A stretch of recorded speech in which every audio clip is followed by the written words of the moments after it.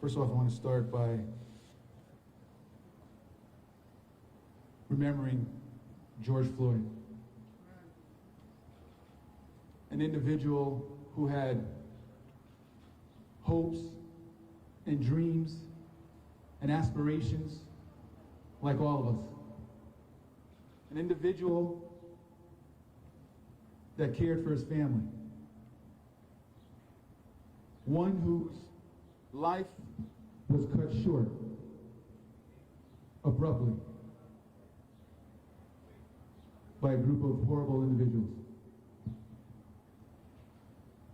For me, it's important as I go to gatherings, vigils, protests, that we always keep in mind on the forefront George Floyd. George Floyd, an African American man, one that could be any African American man in this country.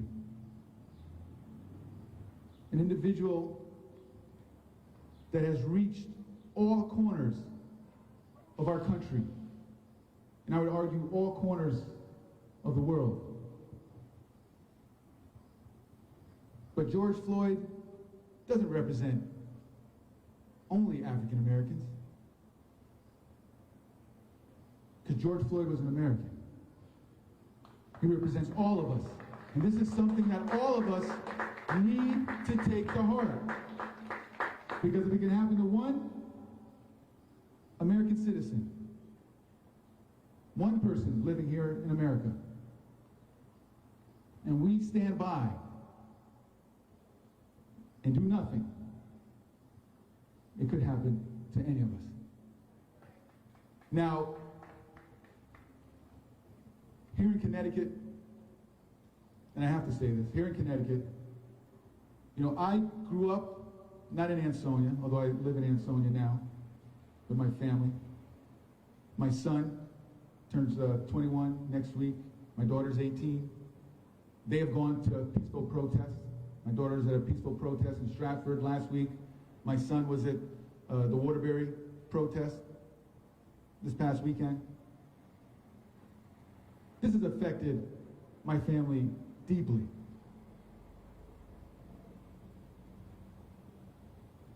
They've come back to me with lots of questions. I grew up, again, not in Ansonia, but I grew up in the hill section of New Haven, an inner city portion of New Haven. And growing up, I grew up with an absolute fear of the police. That was the attitude of the folks in my neighborhood. My own father always warned me to watch out for the police, to stay away from matters where the police are involved. That was ingrained in me. And I'm talking kindergarten, middle school, and even high school. And now, as I become more and more a member of the community, working in Connecticut, being part of different community groups, working with the police, I realized that the police in our communities, particularly in the Valley, from Ansonia to Derby to Naugatuck through Woodbridge and Hamden, our police are working with the community, trying to understand the community, trying to do better policing. When you look at police, whether it's in Connecticut or the rest of the country, the vast majority of police officers are good. The vast majority are very good. They take their oath to serve the community and serve the public seriously. However, although the mass majority of police officers are good, very good, some, just as in any other profession, any other walk of life, some are bad. And some are very bad. And I believe it's the responsibility of the leadership in the state, the leadership in our municipalities, state police, the police chiefs in every municipality, to root out and weed out those bad officers. So here in Connecticut, we're not Minneapolis, we're not Ferguson, we're not Baltimore, but if we don't learn lessons from what we see happening in other states, history has a way of repeating itself. So here in Connecticut, I heard Greg Johnson say, legislators, politicians, government officials need to act, right? And not come around only during election times, campaign times. I totally agree with that.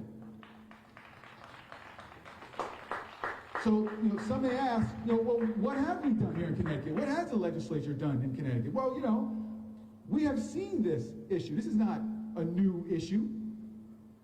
There's frustration because it keeps happening, right? But here in Connecticut, last year, we passed legislation, originated in the Senate. I was one of the co-sponsors of the bill, having to do with police accountability. You've got to look it up. Senate Bill 380. That bill specifically requires, started this year, requires police officers must report whenever they use chokeholds in apprehending a suspect. Have to report, not an option, must report if excessive force is used. Have to report if anything they do in apprehending a suspect may cause serious injury. That's a step forward. Also, a police accountability task force was created. Now, I'm not so crazy necessarily about task force, but it is part of helping moving forward. And I am committed, and here with us today is House Minority Themis Claridis, House Representative Nicole Claridis Ditria, House Representative Kara Rochelle. And I'm pretty certain, yes, they deserve a round of applause. They're working and trying for the community. And we are all committed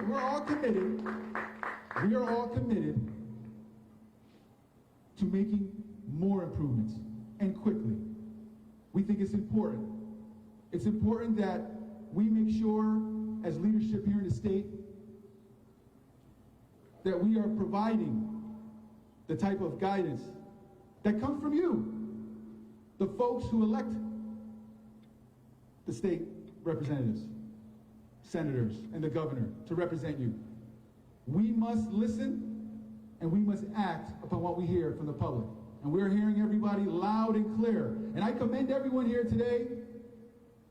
Protests so far throughout our community, our district, referring to the Senate district, have 7 towns, have been peaceful. I am absolutely in favor and support peaceful protests.